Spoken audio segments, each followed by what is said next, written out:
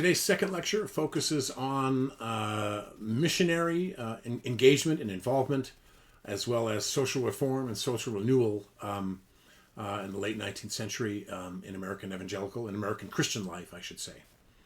I want to start by just pointing out a few names. There was a massive shift to global mission as a central focus of American Christian involvement and engagement in the late 19th century in American life. And so these are just some folks that you may have heard of before and seen, but I just want to bring up some names, make some institutional affiliations in the hopes that some of you from the various traditions that you're working from may have certainly identified and engaged with some of these folks in the past, may learn a little bit about them tonight and sort of feed your understanding of your own Christian and American Christian identity. The first is I want to talk about A.T. Pierson, who was throughout the 1880s actually organized conferences that led to recruitment of more than 3,000 young men and women for global missionary service. He himself founded the Africa Inland Mission in 1895, and actually it was him that pioneered this model with AIM, or the Africa Inland Mission, where missionaries raised their own support to be able to go overseas. So he was a coordinator and a structurer and an organizer, but the fundraising actually came from missionaries who, in faith, went out and raised their own faith missionary support, which became a dominant model going into the 20th century. Second, in the bottom right, is A.J. Gordon, founder of Gordon College and Gordon Conwell Theological Seminary when it merged with Conwell Seminary in the mid-20th century. He established the Boston Missionary Training Institute in 1889 and was involved in sending missionaries all over the world. A.B. Simpson, who you see on the top right, set up a missionary network for foreign service, as well as a North American fellowship that was to support that missionary endeavor. They eventually, in the late 19th century, combined to form what was both a movement and a denomination called the Christian Missionary Alliance, or the CMA. We also see on the bottom left there an important figure who was involved as an organizer and speaker, an author, John Mott, who published The Evangelization of the World in This Generation in 1900. He emphasized student volunteerism and was part of the student volunteer movement. Very active in recruiting college students to give their careers over to global evangelization. And then finally, right there in the middle, sort of a centralizing effort from a gentleman by the name of Robert Elliott Spear, who was a Presbyterian layman. He actually, the reason why I mention him is just sort of he had his hands in just about everything in the late 19th and into the 20th century. He ran the student volunteer movement. He served as secretary of the Board of Foreign Missions for the United Presbyterian Church. He also was an ecumenical leader and then eventually president of the Federal Council of Churches, right? So this is long before the split between conservative and liberal, or evangelical and liberal, or fundamentalist and others, where these men sort of swam in a circle of broad American Christian evangelism and the focus on that shift to global mission in the late 19th century. I want to talk for just a minute about the sort of meaning behind global missions and how we should understand it. Before I do, I want to actually, I think I'm going to change. I'm going to go back to just talk for just a second about Robert Elliott Spear, because I think his career, like I just mentioned, before that split between conservative or liberal or evangelical and a main line, right? Spear's effort to promote missionary outreach eventually made him suspect in this emerging split in American theological life among both theologicals, liberals, and conservatives. The liberals did not appreciate his forthright defense of the uniqueness of Christ, of Christianity's special place in the world in the process of individual and social salvation, but theological conservatives actually felt that he allowed too much latitude for modernism and collaboration with those who did not affirm the uniqueness of Christian spirituality. For his part, Spear did his best to steer clear of the theological conflicts that intensified during the first decades of the 20th century, but what was happening, however, was an important sign of things to come. While Spear promoted missions as a unified effort among American Protestants, that unified effort to global evangelize the world did not stay intact. By the time we get to the 1920s, there's bitter division among American Christians. And next week, we'll talk about really the details of that division. As we seek now to understand missions in general, I need to introduce a couple of concepts along the way that are important for us to understand. It's important to realize that the explosion of American missions in the 1890s and into the 19 teens and 20s was actually coterminous and culturally part of United States military and political expansionism.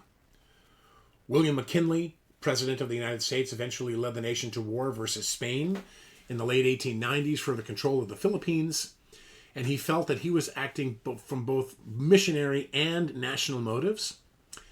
He told a delegation of Methodists who gathered in 1899, quote, "There was nothing left for us to do but to take them all, to educate Filipinos, uplift and civilize and Christianize them, and by God's grace do the very best we could by them as our fellow men for whom Christ died." President William Howard Taft, who was president from 1909 to 1913, referred to Filipinos as, quote, "our little brown brothers," unquote.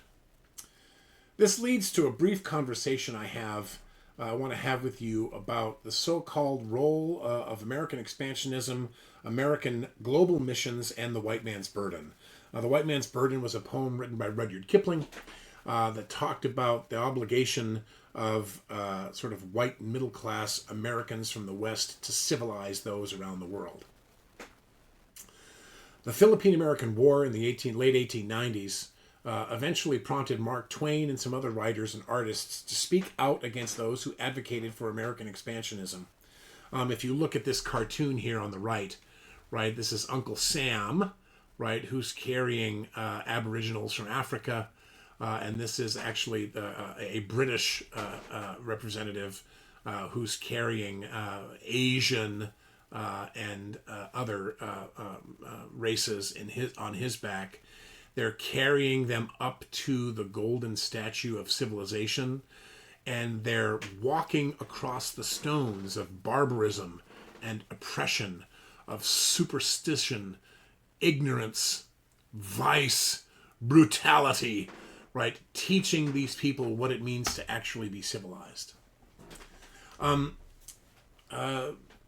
Some who opposed the occupation were actually motivated by racist identities, fearful that annexation of the Philippines would lead to an influx of non-white immigrants. One U.S. senator actually warned for the coming of the, quote, "tens of millions of Malays and other unspeakable Asiatics," unquote, who most considered to be immoral and inconsistent with the American traditions and values. They actually formed an organization called the Anti-Imperialist League, not because they just disagreed with the fact that Americans were expanding their power abroad, but because they were integrating people from around the world into American culture.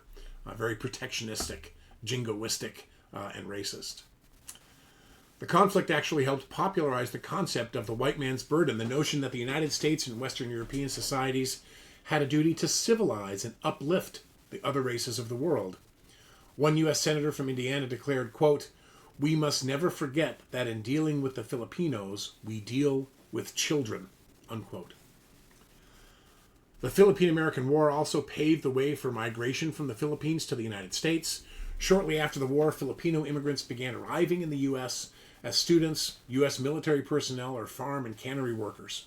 Today, there are more than 2 million Filipinos and Filipino Americans living in the United States, making one of the nation's largest Asian communities.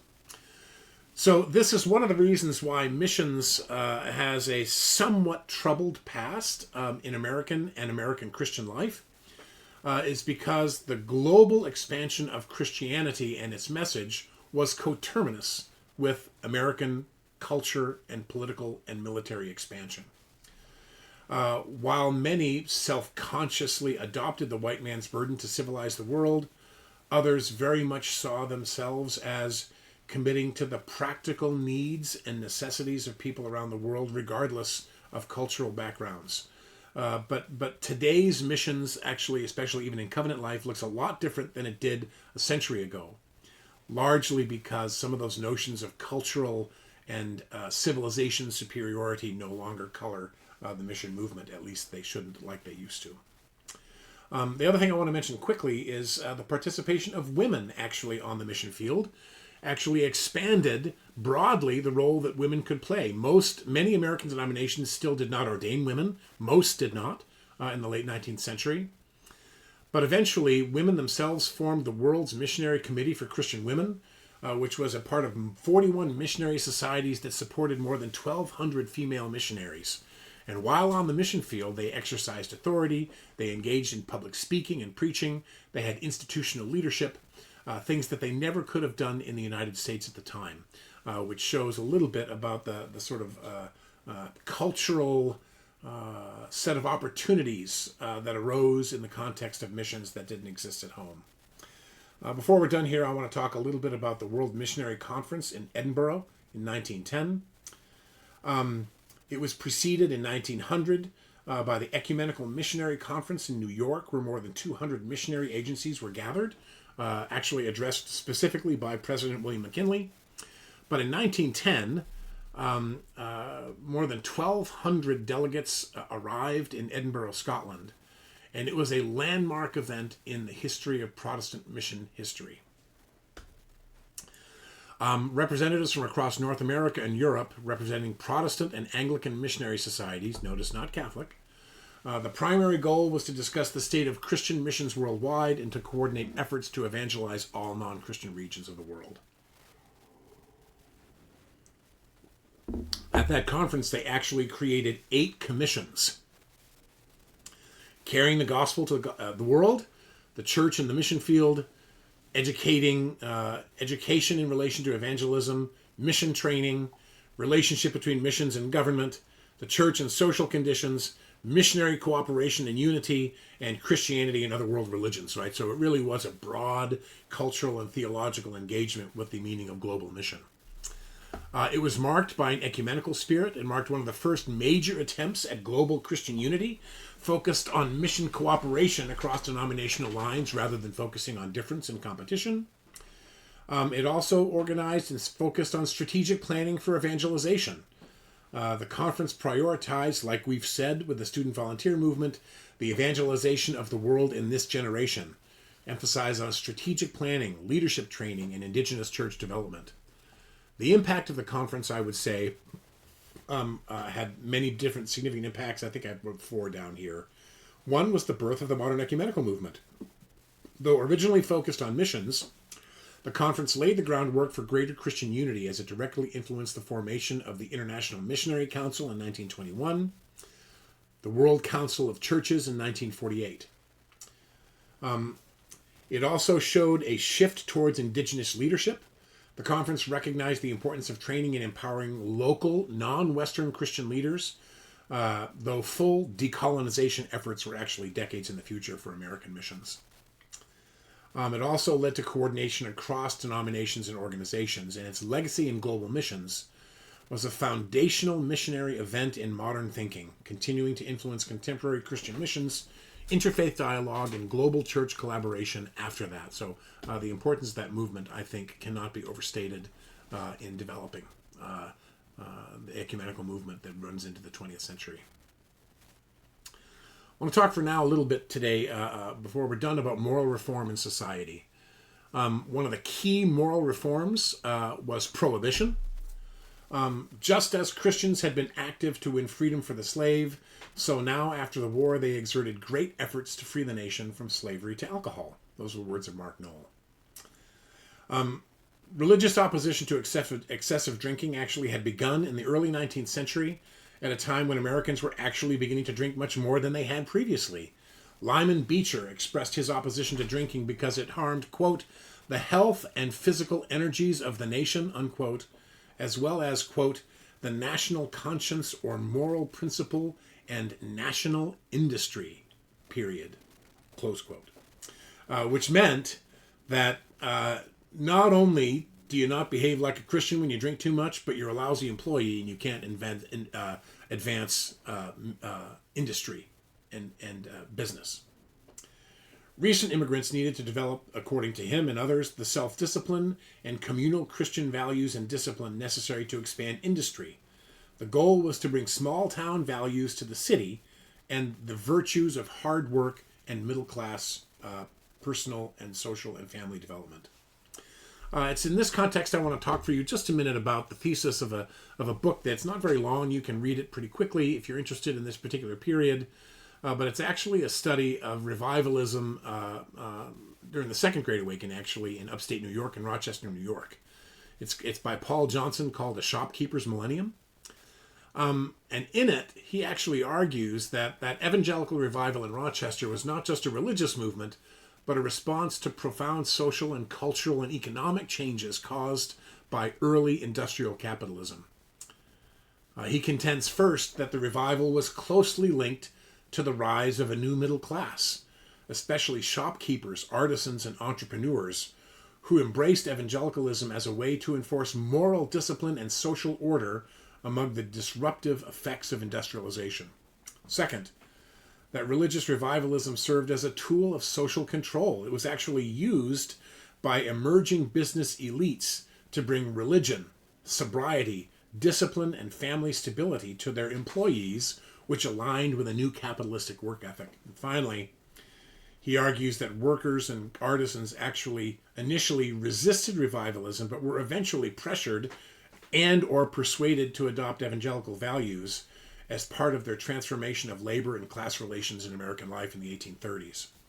So a couple of basic conclusions that at least we should be aware of the heritage of revivalism, social reform, and prohibition, is that evangelical revivalism has helped shape American capitalism. The rise of religious fervor in Rochester was not spontaneous, but shaped by the needs of a growing market economy. And second, the middle class used religion to assert power. And revivalism actually led to the temperance movement. One of the key practical outcomes of that religious revival was the push for temperance or anti-alcohol reform. The business class saw drunkenness as a threat to productivity, and evangelical movements helped enforce sobriety, which shaped further American social reform and the growth of American business. Industrialization then transformed religious life, right? A shift from a rural agrarian society to an increasingly urban industrial society. And that is the central role that prohibition and religious revival plays in American life, beyond just the importance of the individual soul saving. Eventually, a national movement of prohibition became prominent in actually every large American Protestant denomination, and the most dynamic group was an organization called the Women's Christian Temperance Union that was under the leadership of Frances Willard. She's on the bottom right there. She was a Methodist who was a school teacher in Evanston who eventually became a colleague of Dwight Moody's. She organized women's ministries in conjunction with his urban revivals. She was a persistent advocate of a women's right to preach, although her own denomination, the Methodist Episcopal Church, did not ordain women. But more than any other woman in her era, she succeeded in mobilizing women for the causes of domestic purification and personal order that the Temperance Crusade actually represented in American life. In addition to that, afterwards, in 1895, reformers established the Anti-Saloon League. But that was not just for religious reasons, that was actually for political reasons. Eventually, by World War I, Americans and the Anti-Saloon League linked alcohol with the crimes of Germany's Kaiser, and eventually in 1919, associating of the evil of drink with Germany actually led to the passing of the 18th Amendment just after World War I. In Norfolk, Virginia, Billy Sunday staged a funeral service for John Barleycorn, and he said this: "Goodbye, John. Your reign of terror is over. The slums will soon be a memory. We will turn our prisons into factories and our jails into storehouses and corn cribs. Men will walk upright now, women will smile, and children will laugh, and hell will forever be rent." Right? We're going to save all of society by making it so that Americans don't drink alcohol. In addition to this social reforms through prohibition was the rise in the cities of the American social gospel. From 1860 to 1920, the nation's population tripled. The number of businesses increased by more than a factor of 8, and our gross national product grew by more than 30 times. The cities showed the greatest effects of these changes, where immigrants who were leaving Europe's farms and villages found employment. Like I said, but I think I mentioned this before, but maybe not. In 1910, 85% of Chicago's residents spoke a language other than English, at least their first language. And the area around UIC, the Circle campus on the South Loop today, was at that time, more than a century ago, roughly the population of today's Calcutta in India. Key strategies of reformers were private action and personal responsibility, and eventually more societal and systemic change. Eventually, the Salvation Army is an early example of work in this field. It arrived in the United States from Great Britain in 1880, having been founded in the 1860s by William Booth. His daughter, Evangeline Booth, came to head up the work of the Salvation Army in the United States. Their focus was providing food, shelter, and medical assistance to incoming immigrants. They also provided vocational training, elementary schooling, and internships in manufacturing and farming. They made visits to prisons, provided legal aid for the indigent, and distributed coal in the winter for heat. By 1904, the Salvation Army had more than 900 stations or corps in the United States, and it remains our nation's most comprehensive Christian outreach in American urban contexts, with presence in almost every large American city. While they addressed social ills, you can see that the focus of their work was primarily uplift, providing the resources and opportunities for people to meet the changing needs of a global industrializing society. The social gospel movement itself was a force roughly from about 1880 to 1929, the onset of the Great Depression. Leaders were responding to the rapid social changes of that period. The origins, actually, of the social gospel as we know it today are both foreign and domestic. There was a strong link from the revival movement in the earlier part of the 19th century of personal holiness and a commitment to social reform, plus a new concern for the scientific study of social problems that accompanied the rise of the modern American university after the Civil War. The discipline of sociology began to realize what urban life was like and the challenges it presented in terms of justice and opportunity. It was also influenced by people like Thomas Chalmers in Scotland and Christian socialist F.D. Maurice in England. The first person I want to talk about as really an advocate and key figure is on the top right there, Washington Gladden, who was a Congregationalist minister in Springfield, Massachusetts, and Columbus, Ohio. He eventually, in 1876, published a work called Working People and Their Employers, which was an appeal for fair treatment of labor. So he believed actually in industrial organization and the rights of the individual worker. So beyond just uplift and educational opportunity and meeting immediate needs, he actually began to argue for social change in our labor law and policy in American life. Walter Rauschenbusch, who you see there on the left, is the most important and influential exponent of the social gospel in American life. He was a German-American Baptist who worked in New York City's Hell's Kitchen for about 10 years before becoming a professor at Rochester Seminary in upstate New York. He became a critic of the established order because of his first-hand experience with industrial exploitation and governmental indifference in the lives of average everyday workers. In 1907, he published his most known work, there were several others as well, but his most known work called Christianity and the Social Crisis. And he recalled Old Testament prophetic denunciations and New Testament argument against mammon. Right? This was followed by other significant key works. His key beliefs were, number one, in the social gospel, that Christianity is a force not only for individual salvation, but for social justice. He believed that Christianity's purpose was not just to save souls, but to transform society. He argued that the kingdom of God was not just a future event, but something that could be realized on earth through justice, equity, equality, and love. He saw sin as not just a category of personal violation and wrongdoing, but as embedded in social structures. So he talked about how sin was rife throughout unregulated capitalism and poverty and economic exploitation. Second, he taught that the church's responsibility was for the poor and the oppressed. He was deeply concerned about the industrialization's negative effects, including child labor, low wages, and unsafe working conditions. He called on churches to support labor rights, economic justice, and social reform. He criticized a lot of traditional churches for focusing only on individual morality while ignoring what he even in that time called systemic injustice. Third, in his theological view of sin and salvation, he said that sin was both personal and social. It included corporate evils like economic exploitation and racial injustice. And salvation was not just CYA, right, about getting yourself to heaven, but about redeeming society from injustice. He believed that a practical Christianity would work towards peace, justice, and human dignity. Finally, he actually had a critique of unregulated capitalism that he saw as oppressive and contrary to Christian values. He didn't call for socialism, right? But he called for a regulated, more ethically structured and just economic form of capitalism that emphasized cooperation over competition and arguing that economic systems should serve human needs rather than just private profit.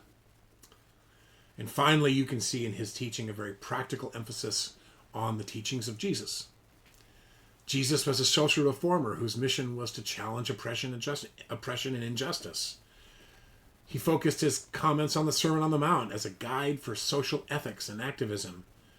He encouraged all Christians to actively fight for social justice rather than passively wait for God to do something in the future. As we now move to the conclusion of this lecture and get ready for class on Tuesday night, I want to talk about a few legacies that we'll spend some time unpacking in class. The first is the legacy of urbanization, industrialization, and the role of Christianity. What is the Christian's appropriate response to massive demographic, social, and cultural change, urban industrialization, and the economic exploitation that comes from it? What's the Christian supposed to do? Are we redeemed from this world, or are we part of addressing evil in it? Second is the tension between evangelism and social justice. Are those in tension? Do they have to be in tension? Can they be flip sides of the same coin? Right? We believe in personal holiness and the renewal of society, or do you have to choose one over the other? The relationship of Christianity to wealth and unregulated capitalism. Is Christianity primarily individual categories of sin and salvation? Or should we think more carefully about the way that we relate to wealth and the societal and the economic structures that drive American life? Is Christianity a happy partner with capitalism or a tense one? And finally, the question of missions and the spread of a gospel, a uniquely American gospel. Can we conceive of global mission outside of the white man's burden to bring civilization to the rest of the world? And what would that more embracing, diverse, justice-oriented mission actually look like? And we see that all over the world today, but we'll talk about kind of where that came from and how it devised over time. So hopefully I've given you a lot to think about. Look forward to seeing you on Tuesday. Good night.